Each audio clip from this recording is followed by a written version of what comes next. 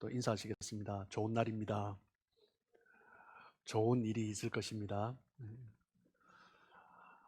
여러분의 삶 가운데 하나님의 은혜가 가득함으로 하나님께서 주시는 축복, 하나님의 인도하심이 가득한 복된 삶 되시길 축복합니다. 제가 전에 섬겼던 교회에서 대학부를 담당했던 적이 있습니다. 대학부를 담당할 때 한 집사님이 한 여학생을 데리고 오셔서 좀 면담을 했던 기억이 있습니다. 그 여학생은 중학교 2학년 때 부모님이 이혼을 하게 되었어요. 그런데 또 안타까운 것은 이혼한 지 6개월 후에 아버지가 교통사고로 사망하시게 되었습니다. 그로 인해서 이 학생의 마음에는 아빠와 함께하지 못함에 대해서 상처가 생기고, 그리고 어머니의 성향이 너무나 완벽주의에 가깝기 때문에 그것을 이기지 못하고 아빠와 헤어졌다라는 그런 생각이 있기 때문에 엄마를 향한 분노가 이 아이에게 자리 잡기 시작했던 것입니다. 어머니는 또 고등학교 교사로 재직 중이셨는데, 홀로 되시고 난 이후에 딸을 더 열심히 키우시기 위해서 더 엄격하게 예전보다 그렇게 딸을 양육을 했습니다.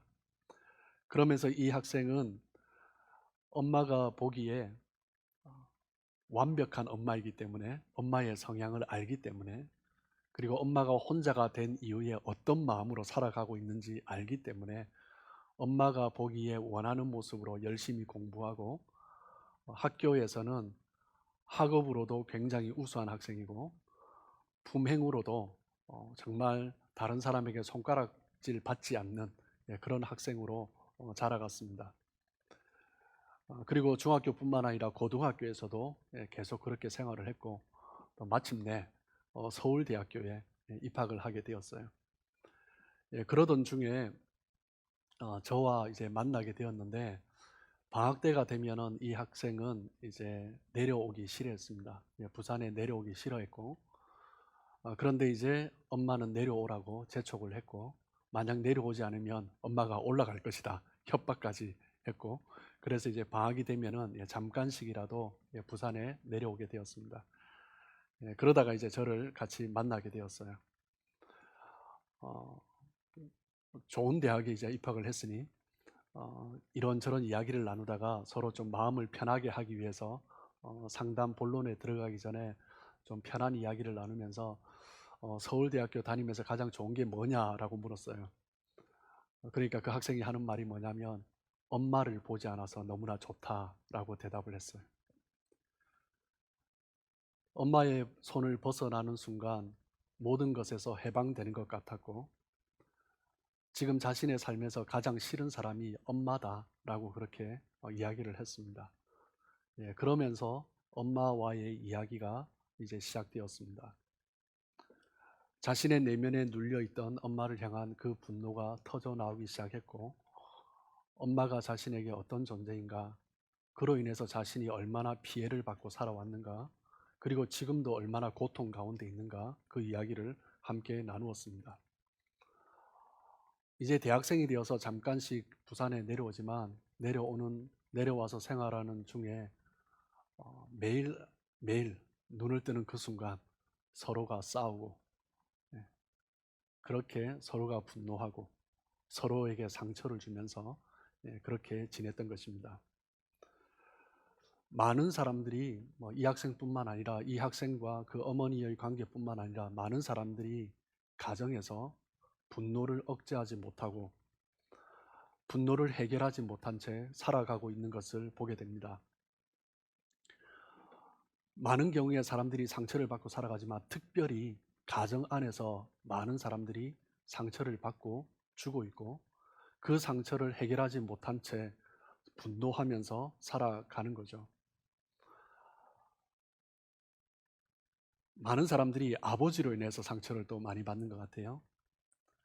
특별히 가족 구성원을 본인이 엄격하게 정해놓은 그런 기준에 따라서 가족들이, 아내가 자녀들이 움직이길 원하고, 그렇지 않았을 때 호되게 야단치는 그런 아버지 밑에 자란 그런 자녀들, 그 상처, 그 분노가 계속 자리 잡고 있는 거죠. 술만 드시면 가재 도구를 부수고 폭력적인 말을 하면서 때로는 엄마를 향하여서 폭력적인 행위를 하는 그 아버지 밑에 자란 부모들은 아버지 하면 그 안에서 분노가 먼저 터져 나오는 것입니다. 그리고 어떤 경우에 보면 책임을 다하지 못하는 부모의 밑에서 자란 자녀들, 아버지가 있지만 어머니가 있지만 아버지로 인하여서 자기 자신이 보호받지 못하고 어머니로 인하여서 돌봄받지 못한 그 자녀들의 삶 가운데 그 상처는 또한 계속하는 것입니다. 어떤 경우는 어머니들이 남편에게 받은 상처를 자식들을 향하여서 남편과 피가 섞였다는 이유 때문에 자식을 미워하고 자식에게 분노와 스트레스를 푸는 그런 어머니도 있습니다. 그 밑에서 자란 자녀들 보면 그 어머니를 향한 그 분노, 아버지를 향한 분노와 함께 어머니를 향한 분노 속에서 함께 자라오는 것입니다. 또한 많은 사람들이 어린 시절 형과 비교되고 언니와 비교되면서 자기 자신이 멸시받고 소외되면서 자랐던 그런 환경 가운데서 계속적인 부모를 향해서 형제들을 향해서 분노가 누적되면서 살아오는 거죠. 의외로 많은 사람들이 가족이라는 울타리 안에서 보호를 받고 생활을 하고 성장을 해야 되는데 다른 어떤 관계보다 가족이라는 울타리 안에서 받은 상처 때문에 그 삶이 피폐해지는 경우를 많이 보게 됩니다. 가정이라는 울타리 안에서 가장 많이 상처받고 가정이라는 울타리 안에서 가장 많이 분노하는 이유가 무엇입니까? 사람들의 경우 가정이 가장 편한 곳이기 때문입니다. 사회생활하고 외부에서 살아갈 때는 자기 자신의 모습을 감추고 절제를 하는데 가정에 가면 편해지는 거죠. 그러면서 자기 속에 있는 모습들이 나타나기 시작합니다. 그러면서 자신의 내면의 죄악된 본성이 그대로 나타나는 거죠. 가장 편한 곳에서 가장 죄악된 본성을 드러내는 것입니다. 그리고 가정뿐만 아니라 저희들이 함께 교회 공동체로 모여 있는데 의외로 많은 경우에 교회의 문제 가운데 쉽게 표출되어지는 분노로 인하여서 갈등하고 어려움을 겪는 경우가 많이 있습니다. 무엇 때문입니까? 교회라는 것은 가정과 가장 유사한 모습을 하고 있는 공동체이기 때문입니다. 가족같이 편안할 수 있는 것이 교회이고 세상에서 어려움을 당하더라도 교회 공동체 안에서 위로를 기대하고 교회 안에서 힘을 얻기를 소망합니다. 그런 곳에서 원하지 않는 일들이 일어날 때 다른 곳이라면 그러지 않을 텐데 세상 사회 속에서는 내가 원하지 않는 모습이 다른 사람에게 나타나더라도 그러지 않을 텐데 교회에서는 서로에게 기대하기 때문에 또한 다른 곳보다 오히려 더 편한 곳이기 때문에 쉽게 분노를 표출하는 것입니다. 문제는 무엇입니까? 분노는 나타나기 시작하면 아무리 작은 것이라 할지라도 불과 같아서 아무리 작은 불씨라도 불을 붙이기 시작하면 걷잡을 수 없이 커진다라는 것입니다.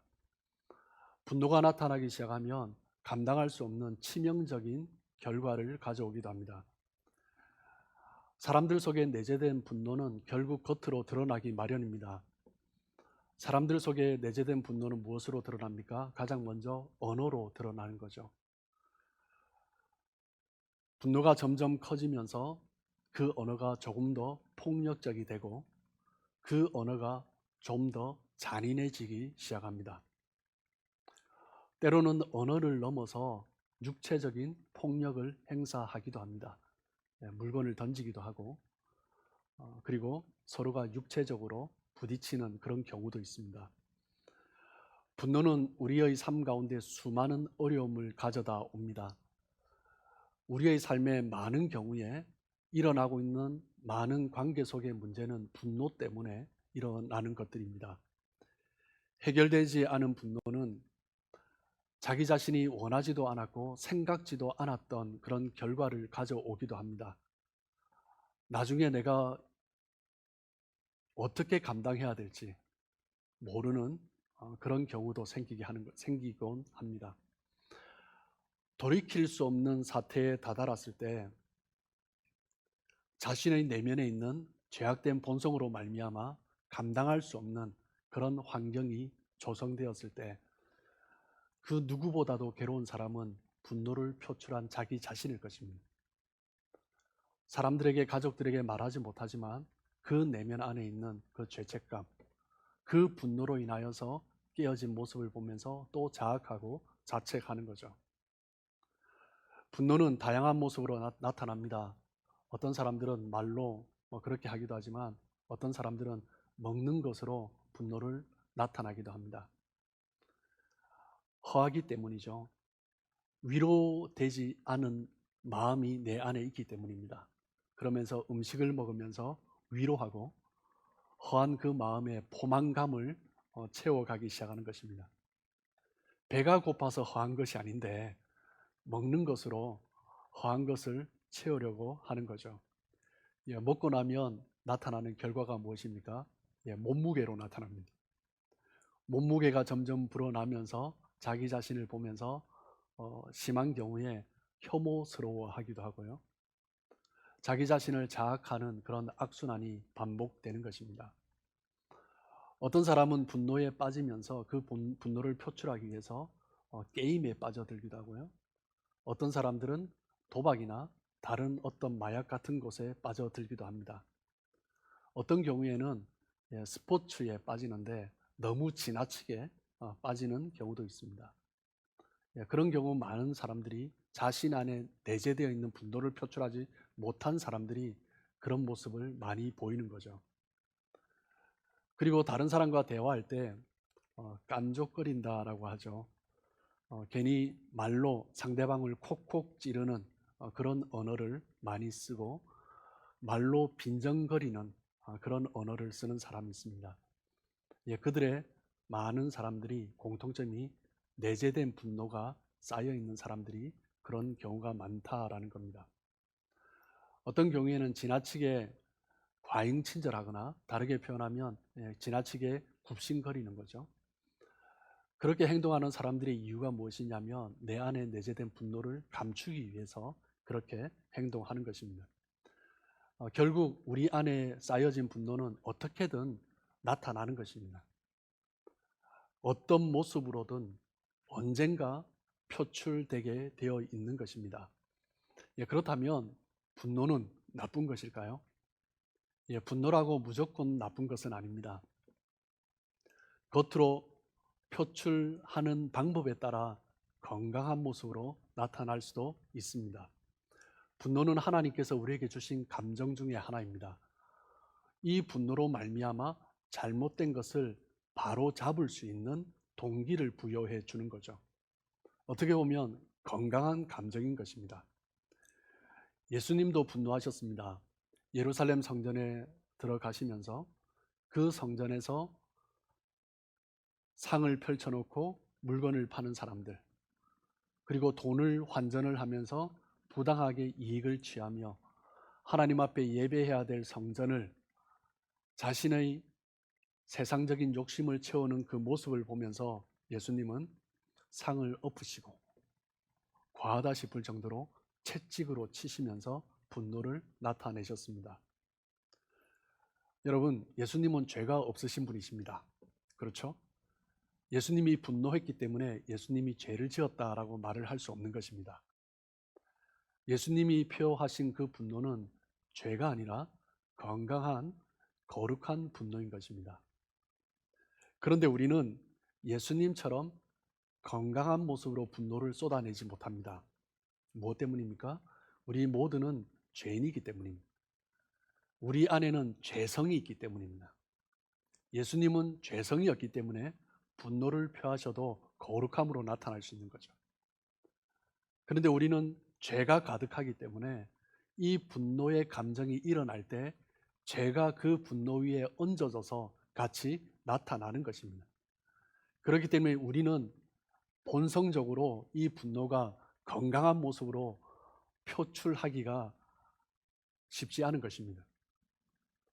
우리에게 있는 이 분노가 죄성과 만나면서 상황을 더 악화시키는 거죠. 아무리 거룩한 분노처럼 보인다 할지라도 우리 안에 있는 욕심, 시기, 질투, 그런 마음들이 이 분노 위에 얹어지기 때문에 우리는 결코 분노를 건강하게 표출할 수 없습니다. 사람들이 분노하는 이유를 보면 다 이유가 있습니다. 상대가 잘못했기 때문입니다. 명백하게 잘못한 경우도 있습니다. 그런데 우리 안에 있는 죄성 때문에 그 분노는 선한 이유만으로 나타나지 않습니다. 거룩한 이유만으로 나타날 수가 없다라는 것입니다. 아무리 정의를 위한 분노라 할지라도 그 내면을 자세히 들여다보면 누군가가 자신의 자존심을 건드린 것입니다. 자신의 감정을 건드린 거죠. 그렇기 때문에 분노가 나타나면서 상대를 향하여서 비난하고 정의를 세운다고 하면서 정죄하는 그런 모습이 되는 것입니다. 또 어떤 경우에는 상대방이 가진 것을 바라보면서 불법적이었다라고 하는 거죠. 그런데 그 내면 안에는 내가 가지지 않은 것 때문에 시기하고 그것을 향하여서 불공평함, 그런 질투의 마음들이 함께 그 분노 안에 섞여서 나타나는 것입니다. 그래서 죄인인 인간이 분노를 표출하게 되면 반드시 상처를 주게 되고 관계는 깨어지게 되는 것입니다. 어떤 경우에는 정말 회복하기 쉽지 않은 치명상을 주기도 하는 거죠. 말씀드렸듯이 이 분노는 가장 쉽게 나타나는 곳이 어디냐면 가정입니다. 가정이 너무나 편한 곳이기 때문이죠. 가정이 가장 편한 곳이어야 하는데 역설적으로 가정에서 가장 많은 분노의 문제가 일어나고 있죠. 그리고 많이 나타나는 곳이 교회입니다. 편한 곳이기 때문이죠. 기대하는 곳이기 때문입니다. 교회 같은 공동체에 이 분노의 감정이 표출될 때 정말 치명적인 아픔을 가져오는 것을 볼 수 있습니다. 그렇기 때문에 성경은 불이 일어날 때 죄를 짓지 말라라고 말씀합니다. 에베소서 4장 26절 말씀입니다. 분을 내어도 죄를 짓지 말며 해가 지도록 분을 품지 말고. 분이 생기는 것에 대해서 정죄하지 않습니다. 분으로 말미암아 죄를 짓는 것, 내 안에 분이 생겨서 죄를 짓는다, 그게 아닙니다. 분이 생기는 것은 건강한 감정입니다. 그런데 그것을 표출하지 말아야 한다라는 거죠. 이 분노의 감정을 잘 다스릴 수 있어야 합니다. 오늘 우리가 함께 읽은 로마서 12장의 말씀은 이 분노의 마음에 대해서 이야기하고 있습니다.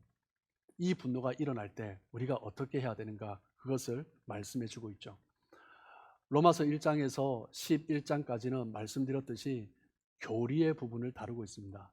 그리고 로마서 크게 두 부분으로 나눌 수 있죠. 12장부터는 구원받은, 믿음으로 구원받은 성도가 어떤 삶을 살아야 되는가, 그것에 대해서 12장부터 나누고 있습니다. 12장 1절에 제일 처음에 이야기한 것이 무엇입니까? 예배이죠.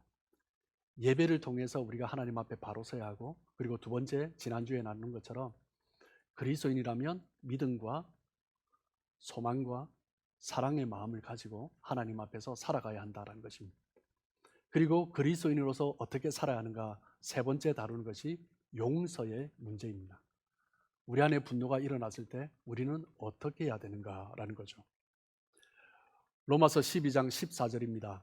너희를 박해하는 자를 축복하라. 축복하고 저주하지 말라. 그리스도인들을 향하여서 다른 사람들을 축복하라라고 말을 하고 있습니다. 다른 사람도 어떤 사람요? 박해하는 자들. 나에게 분노를 일으키는 자들.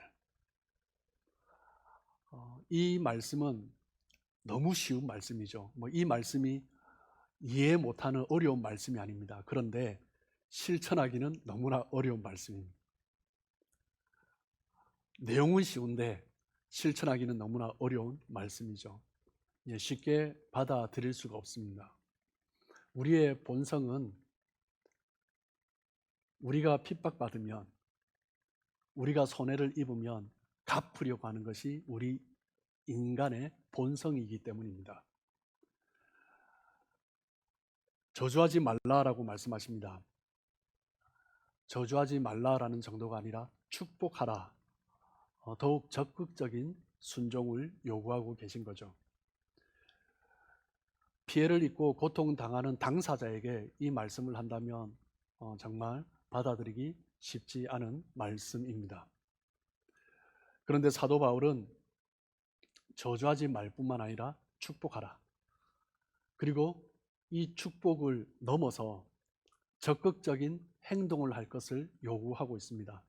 로마서 12장 17절입니다. 아무에게도 악을 악으로 갚지 말고 모든 사람 앞에서 선한 일을 도모하라.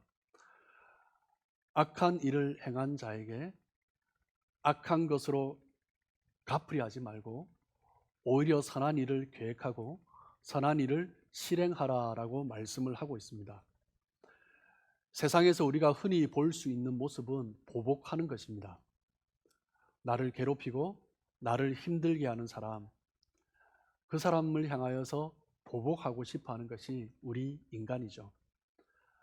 받은 고통만큼 돌려주고 싶어 하는 것이 우리 인간의 본성입니다. 이 보복은 인간의 원초적인 본능이다라고 할 수 있습니다. 안타깝게도 많은 사람들이 이 보복의 감정을 쌓아둔 채 살아가고 있습니다. 언젠가는 보복의 결과가 나타나기를 바라면서 소망하면서 그렇게 살아가고 있는 거죠. 여러분, 보복하려고 하면 어떤 생각을 해야 됩니까? 악한 생각을 해야 됩니다. 자기 자신이 점점 악해지는 거죠. 누군가가 나에게 악한 일을 행했는데 그 악한 일에 대해서 갚으려고 할 때 우리는 그대로 갚으려고 합니까? 아니요.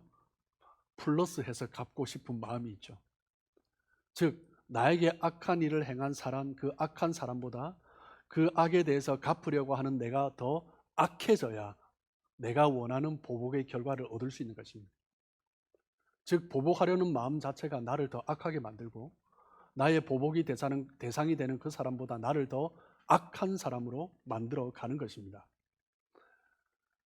인간사가 그렇습니다. 인간의 역사를 보면 그것이 계속 반복되고 있는 거죠. 나라와 나라도 마찬가지입니다. 공격한 나라를 향하여서 똑같이 보복합니까? 그렇지 않습니다. 더 많이 보복합니다. 우리를 공격하면 더 크게 보복으로 갚는 거죠. 그래야 속이 시원한 거죠. 지금도 그런 일들이 끊임없이 일어나고 있습니다.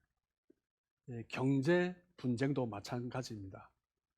지금도 무역 분쟁이 일어나고 있습니다. 한국과 일본 간의 관계 속에서, 또 미국과 중국과의 관계 속에서 계속적인 무역 분쟁이 일어나고 있습니다.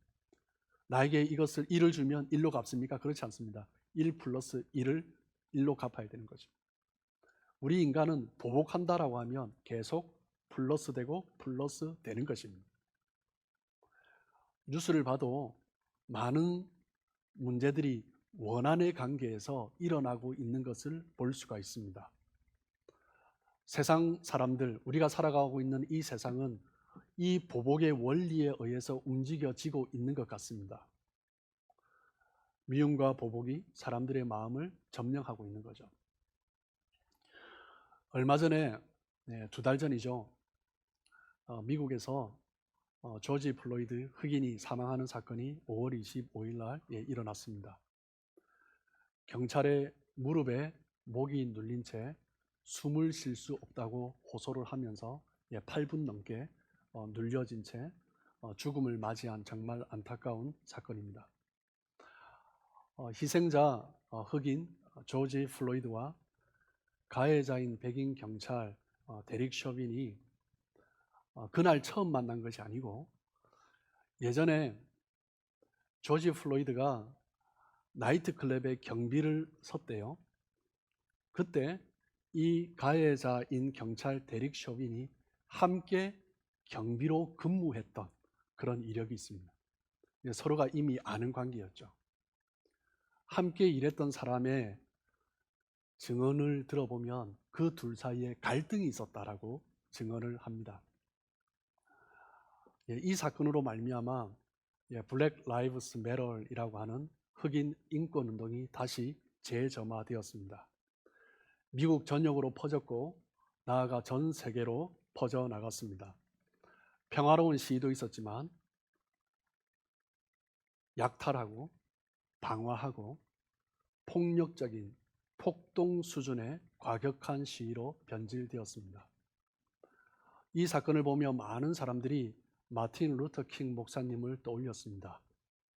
1960년대 흑인 인권을 위해서 외쳤던 마틴 루터 킹의 목사님, 그런 분들이 다시 일어나기를 소망했죠. 목사님이 연설했던 내용 중에 이런 내용이 있습니다. 캄캄한 어둠을 어떻게 어둠으로 쫓아낼 수 있습니까? 어둠을 쫓아내려면 촛불이라도 켜야 합니다. 미움은 결코 미움을 쫓아낼 수 없습니다. 어둠은 어둠을 쫓아낼 수 없고 빛이 있어야만 쫓아낼 수 있습니다. 정말 미운 사람이 있을 때 그를 보고 한 대 때리면 좋겠다, 벼락이라도 맞으면 좋겠다, 그런 마음은 결코 미움의 문제를 해결할 수 없습니다. 미움의 문제를 해결할 수 있는 방법은 사랑해야 되는 것입니다. 사랑만이 미움을 쫓아낼 수 있습니다. 이 세상 사는 것은 정말 공평하게 되어 있습니다. 미운 사람을 미워하면 같은 사람이 되는 것입니다. 라고 연설을 하셨습니다. 마틴 루터 킹 목사님은 이 연설을 하면서 미워하고 분노하며 용서하지 못하는 사람들에게 그 미움과 분노는 결코 그 미움과 분노를 해결할 수 없고 자기 자신도 결국 같은 사람이다 라고 이야기하며 사랑만이 그것을 해결할 수 있는 유일한 방법임을 호소했던 것입니다. 여러분, 사도 바울 역시 박해하는 자를 축복하라 라고 말을 하고 있습니다. 축복하기 위해서 선행되어야 할 문제가 무엇입니까? 용서해야 되는 거죠. 용서는 우리 삶에 정말 중요한 문제이고 많은 영향을 미칩니다. 용서는 어떻게든 우리가 해결해야 될 첫 번째 문제라고 할 수 있습니다. 목회를 하면서 많은 분들을 만납니다. 정말 안타까운 것은 어떤 사람은 그 한 사람을 용서하지 못한 채 10년, 20년, 30년, 어떤 경우는 40년, 50년을 그 사람을 향하여서 분노하는 마음을 가지고 살아가는 사람도 만나봤습니다. 어떤 사람은 어느 날 갑자기 용서의 문제는 어느 날 갑자기 한순간 해결될 수 있습니다. 10년 동안, 20년 동안, 30년 동안 용서하지 못하고 분노로 내 안에 가득 찼던 그 마음이 한순간 해결되는 것도 보게 됩니다. 성도들 중에서도 용서를 어려워하는 사람이 의외로 많이 있습니다. 그런데 용서는 의외로 한순간에 일어날 수 있습니다. 용서가 무엇인지 깨닫고 나면 그 용서를 통해서 하나님이 주시는 자유가 무엇인지 깨닫게 되면 두세 시간이 아니라 단 몇 분의 순간에도 용서가 일어날 수 있는 것입니다. 어느 순간 용서의 마음이 들어 용서하면 질질 끌어왔던 그 분노함으로 미워함으로 말미암아 내 안에 내재된 그 아픔, 상처, 그 모든 것이 해결되고 자기 자신이 자유함을 누리게 되는 것입니다. 이 용서의 문제는 어떻게든 우리가 해결해야 될 첫 번째 문제입니다. 그런데 사람들이 용서를 말을 하면서 용서에 대해서 오해를 하는 경우를 보게 됩니다. 어떤 오해인가 하면 그 사람이 잘못한 것에 대해서 왜 그렇게 잘못했는지 이해하는 마음을 갖는 것이 용서했다라고 오해하는 것입니다. 잘못한 행동에 대해서 이해하는 것, understand 했다라는 거죠. 그것을 용서라고 생각하는 거죠. 잘못에 대한 이해는 용서하는 과정 중에 하나인 것입니다. 일부분에 불과한 것입니다. 용서는 이해하는 것으로 해결될 수 없고 축복하는 데까지 나아가야 하는 것입니다. 그 사람을 향하여서 하나님, 정말 이제 그 사람 축복하길 원합니다. 그 앞길을 축복해 주십시오. 만약 그렇게 하는 것이 너무 힘들면 하나님 너무 힘듭니다. 정말 그 사람을 용서하고 축복할 수 있는 마음을 주세요 라고 하나님 앞에 엎드려야 합니다. 그리고 두 번째, 용서에 대해서 많이 갖는 오해가 무엇이냐면 시간이 해결해 줄 것이다 라는 오해입니다. 사람들이 잘못 생각하고 시간이 되면 해결될 것이다 라고 생각하며 그 문제를 방치해 두는 거죠. 방치해 두면 해결됩니까? 그렇지 않습니다. 문제는 계속 곪아가는 거죠. 1년, 2년, 10년, 20년 그렇게 문제가 곪아질 수 있습니다. 수많은 세월을 그 문제를 해결하지 못한 채 그 문제 속에서 눌려서 어떤 축복의 길이 있을 때마다 그 문제에 막혀서 나아가지 못하는 경우를 너무나 많이 보게 됩니다. 정말 안타깝죠. 내면의 문제는 우리의 삶의 전체에 영향을 미칩니다. 우리의 내면이 무너지면 모든 것이 무너지는 거죠. 내면이 막히면 모든 것이 막히는 것입니다. 내면이 무너진 채 시간을 보내면 보낼수록 그 삶은 더욱 피해를 입게 되는 것입니다. 그리고 어떤 사람은 용서에 대해서 오해를 하는데 개인적으로 찾아가서 내가 당신을 용서합니다 라고 말해야 한다라고 오해를 하는 경우가 있습니다. 여러분, 만약 상대방이 잘못했다고 생각하지 않을 때 많은 경우에 그래요. 7, 80%는 잘못한 사람이 잘못했다고 생각하지 않아요. 명백하게 객관적으로 봐도 잘못한 것인데 그런데 내가 찾아가서 당신을 용서한다, 당신이 잘못한 이 부분을 용서한다라고 말을 해야 용서했다라고 생각을 하는 경우가 있습니다. 상대방의 입장에서 어떻게 받아들일까요? 나를 용서해 주는구나, 정말 고맙네 라고 생각할까요? 그렇지 않습니다. 나를 지적하는 것으로 느끼죠. 또 나를 비난하는 것으로 느낍니다. 나는 용서하고 싶은 마음으로 갔는데 상대는 또 나를 지적하고 또 나를 비난하고 또 관계를 어렵게 만든다라고 생각을 하는 거죠. 상대방을 찾아가서 고백해야 되는 경우는 한 가지입니다. 어떤 경우예요? 상대방이 용서를 구할 때입니다. 상대방이 용서를 구할 때 찾아가서 용서해 주어야 합니다. 무엇 때문입니까? 그 상대방에게 더 이상 내가 당신에게 악한 감정을 가지고 있지 않습니다. 그 잘못한 것으로 인하여서 더 이상 힘들어하지 마십시오. 그 속박에서 자유함을 주기 위해서 상대방이 요청할 때, 상대방이 인정할 때 그때 찾아가서 용서를 말해야 되는 것입니다. 그 사람을 사랑하기 때문에 그 사람이 자신의 잘못을 깨닫고 잘못했습니다라고 말을 하지만 용서받지 못하면 여전히 그 아픔 속에 있기 때문에, 매여 있기 때문에 그것을 풀어주기 위해서 사랑하는 마음으로 내가 당신을 용서합니다 라고 말을 하는 것입니다. 용서하는 것은 그 죄로부터 그 사람을 풀어주기 위해서 용서를 말하는 것입니다. 만약 그 사람을 만날 수 없는 환경이라면, 본인이 잘못한 것을 알고 있는데 내가 만날 수 없는 환경이라면 권위가 있는 다른 사람 대리인을 세워서라도 용서를 선포해 주어야 합니다. 오늘 본문 로마서 12장 18절입니다. 할 수 있거든 너희로서는 모든 사람과 더불어 화목하라. 모든 사람과 더불어 화목하라라고 말씀하십니다. 서로 용서하고 화목해야 됩니다. 분노하고 미워했던 사람과 화목해야 합니다. 가족이든 친구든 친구였든 직장 동료이든 같이 신앙생활하는 성도이든 내가 정말 분노하는 사람, 정말 미워할 수 없는 사람은 대개 가깝게 만났던 사람들입니다. 그리고 살아가면서 자주 부딪히는 사람들입니다.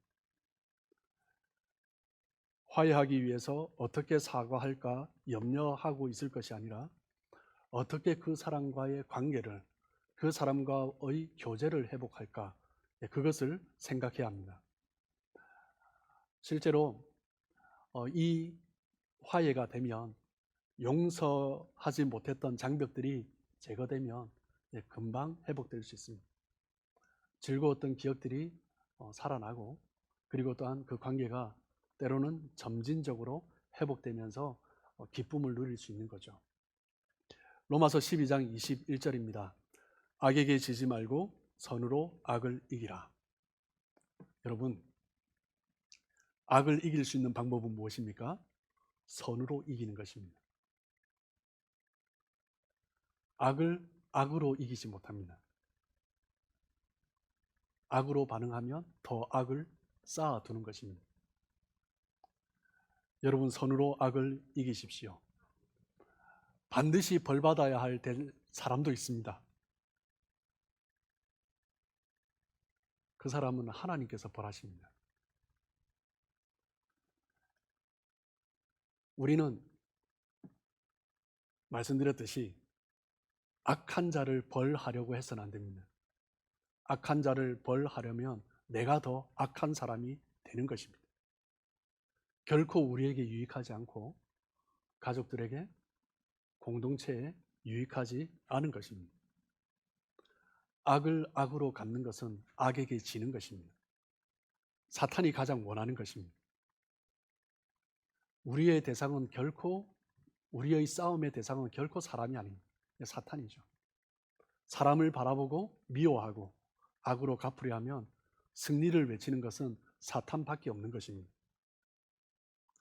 사람은 악한 존재가 아닙니다. 사람은 하나님의 형상으로 지음받은 존재입니다. 그런데 그 사람 속에 사탄이 역사하면서 악한 것이 나타나기 시작하는 것입니다.